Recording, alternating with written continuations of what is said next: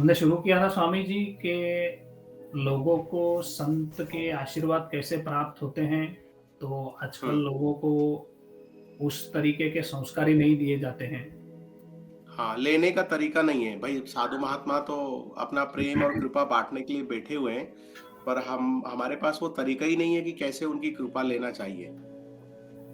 कैसे उनका प्रेम और कृपा हमको प्राप्त हो, पहले वो तरीका सीख लें, तो हमको उनकी कृपा और प्रेम प्राप्त हो जाएगी। और क्या था? फिर उसमें आपने उदाहरण दिए थे जैसे लक्ष्मण को राम जी ने भेजा था रावण के पास कि जाओ हुँ, नाम लेके आओ रावण से। फिर उसके हुँ, बाद आपने सती का भी उदाहरण दिया था कि सती जब हुँ, पार्वती के रूप में जन्म में आई, तब हुँ। उनको भी तपस्या करनी पड़ी थी। तो आप फिर वहाँ बता रहे थे कि जब शरीर छूट जाएगा तो सब कुछ छूट जाएगा। सब कुछ छूट जाता है, तो फिर बराबर। तपस्या क्यों करें? हाँ, तपस्या क्यों करें? तो इसलिए पहले से नहीं बताते हैं, अगर बता दें तो फिर प्रश्न ये होता है कि हम तपस्या क्यों करें फिर, अगर सब छूटने वाला है। पर हम ऐसा धन, मकान, वैभव के लिए नहीं बोलते हैं कि छूट जाने वाला है तो हम पैसा क्यों जोड़ें, मकान क्यों बनाएँ, है ना? बाकी गहने, सोना क्यों खरीदें, चांदी क्यों खरीदें, गहने, कपड़े-लत्ते क्यों इकट्ठे करें? उस पे हम ऐसा प्रश्न नहीं करते हैं, क्योंकि वो हमारे मतलब की बात। लेकिन साधना तपस्या के बारे में ज़रूर हम बोलेंगे कि अच्छा ये भी सब छूट जाएगा तो हम क्यों साधना तपस्या करें? मनुष्य बड़ा चालाक है। तो साधना तपस्या किस लिए करते हैं हम? वो बताया था? हाँ, हाँ, फिर आगे हुँ, आपने उदाहरण दिया था कि घटाकाश और पटाकाश। तो हाँ, वो सिर्फ़ अपना बोध को उत्पन्न होने के लिए सारी साधनाएँ होती है। आत्मा के लिए कोई साधना नहीं होती है, क्योंकि आत्मा तो पूर्ण है। आत्म तत्व जो है पूर्ण है, वो ना कम है ना ज़्यादा है, ना उसमें अज्ञान है ना उसमें ज्ञान है, वो पूर्ण चिदानंद है। जब उसको पूर्ण कहा है तो पूर्ण ही है, उसको किसी चीज़ की ज़रूरत नहीं है, ना उसको पुण्य लगता है ना उसको पाप लगता है। तो सारा खेल जो जीव फँस गया उसमें, उसके साथ जो जैसे घी जो है दूध में मिक्स हो गया, आप कैसे अलग करें? तो सिर्फ़ उ उस बोध को प्राप्त होने के लिए सारा जप, ध्यान, साधना, बोध को उत्पन्न होने के लिए। आगे? हाँ, तो ये आपने जैसे बताया कि वो प्रोसेस जो है, वो प्रोसेस वही है, जिससे फिर हाँ। जीव जो है वो संसार से छूटकर बोध प्राप्त कर सके, वो बताया था आपने। हुँ। उसके बाद ये बताया था कि और उदाहरण दिया था कि शिव भक्त अगर गुरु है तो सब में शिव है सिखाएँगे, विष्णु भक्त है तो विष्णु भक्त सिखाएँगे, कि सब हुँ, विष्णु ने बनाया है। फिर हुँ। जैसे गंगा पे कई घाट है तो आपको घाट से मतलब है कि गंगा से मतलब है? वो उदाहरण गंगा दिया था। स्नान का फल प्राप्त होगा कि घाट स्नान का फल प्राप्त होगा? हाँ, वो तो बता हम भूल जाते हैं, हम घाट में अटक जाते हैं। ये घाट बहुत सुंदर है, वो घाट ऐसा है, ये घाट का फल थोड़ी प्राप्त होता है। गंगा स्नान का फल प्राप्त होता है। तो जब संत समागम होता है या संत के सानिध्य में जाते हैं, तो संत के शरीर का फल प्राप्त नहीं होता है। संत के अंदर जो गंगा का प्रवाह बह रहा है जो निरंतर, जो परम तत्व का प्रवाह उनसे बह रहा है, निकल रहा है, उसका उसमें स्नान होता है, उसका फल प्राप्त होता है। मतलब संत के पास आप जाते हो, तो संत के लिए थोड़ी जाते हो, संत समझो एक घाट है, घाट की तरह है। और उनसे जो गंगा का प्रवाह मतलब जो परम तत्व, जो परमात्मा का जो आनंद, परमात्मा का जो प्रवाह जो हो रहा है, उस परमात्मा के लिए हम जाते हैं, भगवत प्राप्ति के लिए जाते हैं। एक जो कृपा होती है, वो प्राप्त हो रही है अंदर से, वो शरीर के लिए थोड़ी जाते हैं। तो इसलिए वो घाट का उदाहरण दिया था। और बताओ? फिर हमने ये भी बात की थी स्वामी जी कि जैसे कोई वाहन है तो वाहन चालक समझ लेता है कि मैं ही वाहन हूँ। हाँ। तो वाहन की निंदा होती है तो उसको लगता है मेरी निंदा हो रही है।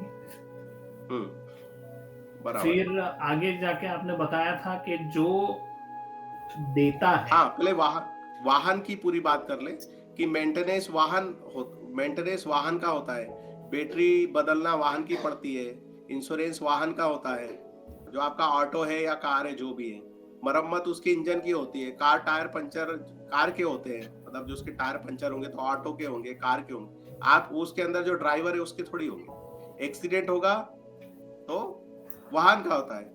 और हम वाहन की कोई तारीफ करता है तो हम फूक जाते हैं और वाहन को कोई ठोक देता है आपकी गाड़ी को, तो ड्राइवर गुस्सा हो जाता है, जबकि वो ऑटो गुस्सा नहीं होता, ना रोता है वो। पेट्रोल डीजल किसको डलता है? कार में डलता है। तो जो भी आप खाते पीते हो वो शरीर को जाता है। तब ये कहा कि तब याद करो, एक बहुत पहले कहा था कि आहार निद्रा मैथुन का आध्यात्मिक जीवन से कोई लेना देना नहीं। मतलब आप कार में कुछ डालोगे, डीजल डालोगे, पेट्रोल डालोगे, उसका ड्राइवर से कोई लेना देना नहीं है।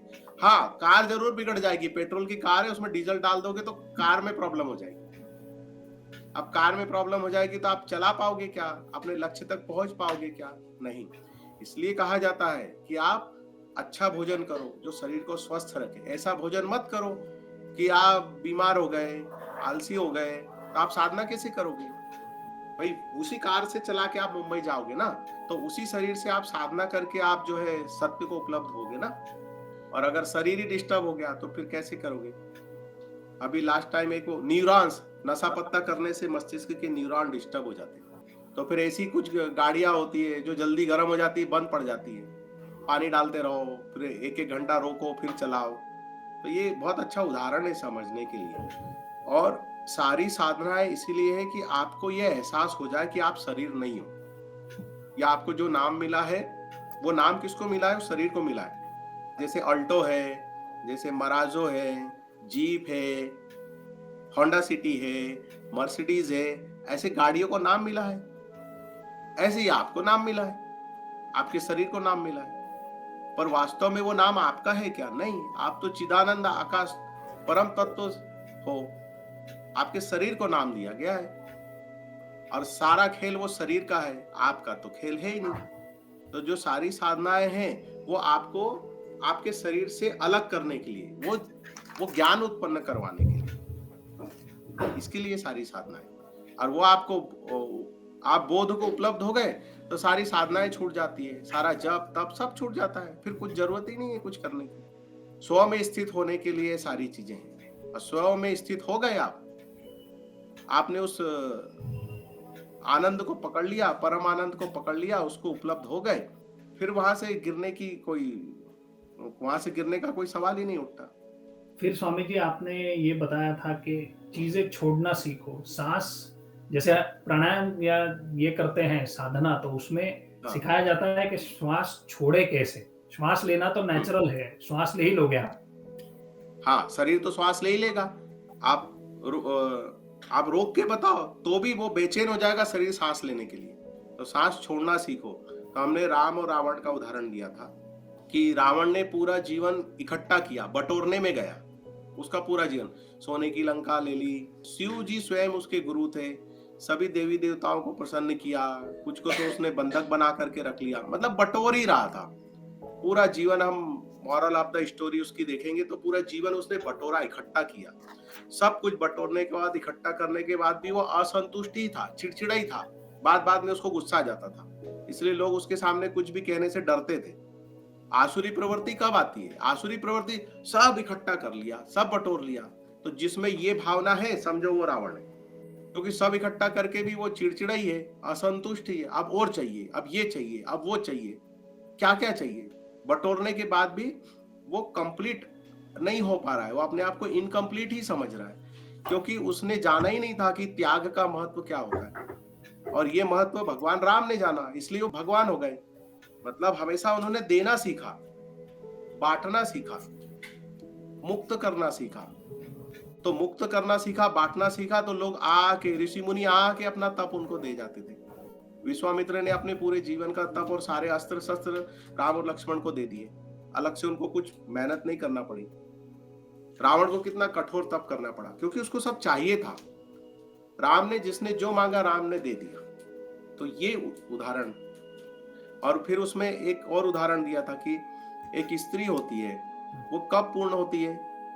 ये उदाहरण से नहीं समझा तो दूसरा उदाहरण दिया था कि एक स्त्री है, वो कब पूर्ण होती है? जब वो माँ बनती है तब वो पूर्ण होती है। जब तक वो माँ नहीं बनी है तब तक उसको अधूरा कहा है, अधूरी है वो। तो जब वो माँ बनती है तब वो पूर्ण होती है। तो पूर्णता का मतलब क्या होता है? वो अपना वात्सल्य, अपना प्रेम बिना किसी शर्त पे, बिना किसी स्वार्थ के, बिना किसी एक्सपेक्टेशन से बिना किसी बदले की भावना से वो अपना सब कुछ उसको देती है। और बच्चा बदले में क्या दे सकता है? कुछ दे भी नहीं सकता है। और ये सब कुछ दे करके आनंद महसूस करती है। और बच्चा सब कुछ ले करके भी अतृप्त है। अगर 2 बच्चे हो गए तो क्या बोलेगा, मम्मा तो मुझे प्रेम ही नहीं करती, छोटे को ज्यादा करती, बड़े को ज्यादा करती, ऐसा बोलता है। तो अब वो लेने वाला जीवन भर अतृप्त होता है और देने वाला दे करके पूरी तरह तृप्त हो जाता है। कंप्लीट कब होता है? जब वो देना सीखता है। शिक्षा ही गलत दी गई है। प्रेम लेने की चीज है ही नहीं, प्रेम तो देने की चीज है।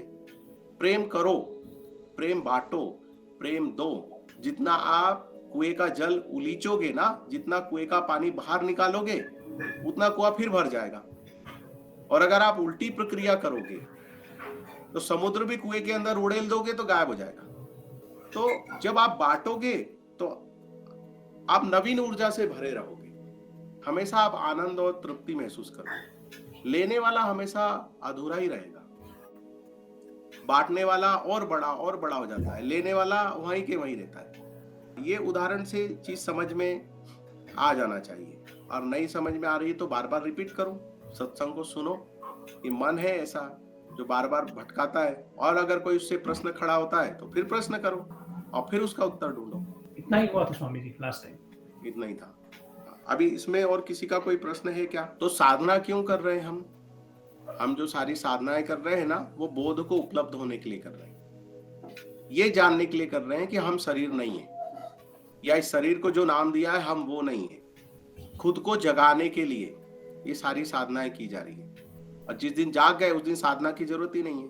सारे मोह चले जाते हैं, एक दिन गिर जाते हैं, लेकिन देहाभिमान, शरीर का मोह नहीं जाता है, इतनी आसानी से नहीं जाता है। बार बार उसको समझाना पड़ता है, बार बार उसको बताना पड़ता है।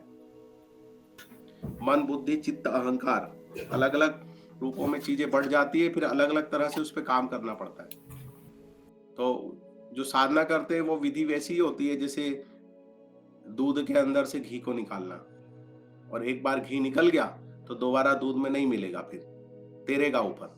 मुख्य बात जो बताई थी, कर्ताभिमान से मुक्त, इस भाव से मुक्त हो जाना। कर्ताभिमान से मुक्त होगे तब धीरे धीरे देहाभिमान जाएगा। एकदम से देहाभिमान थोड़ी जाएगा, पहले कर्तापन के बोध से ऊपर उठना पड़ेगा ना। मैं करता हूं ऐसा समझ लेना, यही मैं में स्थित कर देता है, अहम में स्थित कर देता है। तो मैं करता हूं, इस भाव से मुक्त होकर के जीना। सब कुछ परमात्मा करता है, ये उसकी प्रकृति करती है। इस भाव से अगर आप चलोगे तो सब कुछ करते हुए भी आप उसमें फंसोगे नहीं। आपके हाथ से कुछ गलती हो गई तो आपको गिल्ट फील नहीं आएगा, और आपके हाथ से कुछ बड़ा काम हो गया तो आपको उसमें अहम भाव नहीं आएगा कि देखो मैंने इतना बड़ा काम कर दिया। तो दोनों ही चीजें नहीं होगी। कुछ गलत कार्य हो गया आपके हाथ से, गिल्ट तभी तक आता है जब तक आप ऐसे समझते हो कि मैं करती हूं या मैं करता हूं। बार बार हम भूल जाते हैं, बार बार हम अपने आप में ही आ जाते हैं ना कि मैं कुछ हूं, मैं पुण्य करती हूं, मैं पाप करती हूं, मैं अच्छा करती हूं, मैं बुरा करती हूं, मैं जप करती हूं, मैं ध्यान करती हूं। बार बार हम उसी चीज को पकड़ लेते हैं, जबकि भाव क्या होना चाहिए? मैं कुछ भी नहीं करता हूं, हे परमात्मा, हे परमपिता परमात्मा, मैं कैसे क्या कर सकती हूँ या कर सकता हूँ। हम अपनी श्वास भी खुद अपने इच्छा से ना ले सकते ना दे सकते। तो ये जो जप है, ये ध्यान है, ये पूजा है, ये पाठ है, ये जो सत्संग चल रहा है, ये भी तेरी ही तो कृपा है। ये तेरी कृपा है तो मुझे सत्संग का लाभ हो रहा है, तेरी कृपा है तो मैं आनंदित हूँ। तू ही हंसा रहा है, तू ही रुला रहा है। वो भजन सुना है ना, राम वाला, कौन सा गायक है? जगजीत सिंह, कौन है वो? उनका भजन है ना, हे राम तू ही विधाता, तू अंतर्यामी जग का स्वामी। हाँ, जगजीत सिंह का ही है कुछ। हाँ, तू अंतर्यामी जग का स्वामी, तू ही बिगाड़े तू ही सुधारे। उस भजन को सुनो और समझने की कोशिश करो कि ऐसा थोड़ी खाली सुन लिया बहुत अच्छा भजन था। अरे वो भजन का कितना गहरा अर्थ है उसका, कि बताओ सब कुछ राम करता है कि नहीं करता है। आप ऐसा जान लोगे तो आप मुक्त हो। आप ऐसा नहीं जानते हो मैं करता हूं, तो फिर फंस गए आप। आपको गिल्ट भी आएगा, फिर आपको सारे अपराध का, शिव अपराध, वैष्णव अपराध, ये भी दिमाग में चलेगा। फिर वैष्णव अपराध हो गया मेरे से, शिव शिव भक्त हुआ तो शिव अपराध हो गया, विष्णु भक्त हुआ तो वैष्णव अपराध हो गया, ऐसा बोध आएगा, ऐसा फील होने लग जाएगा। लेकिन अगर आप इससे समर्पित भाव से, कर्ताभिमान से मुक्त होकर के आप करोगे तो सब कुछ परमात्मा करता है। तू ही फंसाने वाला है और तू ही मुक्त करने वाला है। तो हम उसकी शरण में, उसके शरण, अंतर चेतना में उसकी शरण को पकड़े रहे, पकड़ के रखे 24 घंटे, उसको विस्मृत ना होने दें। 24 घंटे एक ध्यास अपने अंदर एक बना करके रखे कि हम उसके चिंतन में हैं, हम उसके करीब हैं, वो हमारे हमेशा करीब है, हम उससे दूर नहीं है, ना वो हमसे दूर है। ऐसा 24/7 उसकी चेतना को अपने साथ महसूस करें, तो धीरे धीरे आप सबसे मुक्त हो जाओगे। अगर आप करोगे तो आपको पुण्य फल भी मिलेगा और पाप की सजा भी मिलेगी। तो आप बताओ, आपको करना है या उसको करने देना है? अभी समझ में नहीं आ रही बात? आपको पूरी बात समझ में आई कि नहीं आई? हाँ, समझ में आ गया। क्या समझ में आया बताओ? उसको करने देना है या आपने करना है? उसको करने देना है। नहीं, अगर आपको ट्रॉफी वगैरह चाहिए हो तो आप करो, लेकिन फिर गलती होगी तो फिर पनिशमेंट भी मिलेगा, सजा भी मिलेगी। तो अभी तक तो हम यही करते आए ना, मैं करती हूँ, तो इसलिए हम भोगा किसने? हम नहीं भोगा कि भगवान ने भोगा। अगर भगवान करता है तो भोगता भी वही है, और मैं करता हूं तो फिर भोगता कौन है? मैं हूं। तो ऐसा अंदर तक बार बार खुद को एहसास कराना कि मैं करता नहीं हूं। जी। जब मैं करता नहीं हूं तो जो करता है वो भोगता है।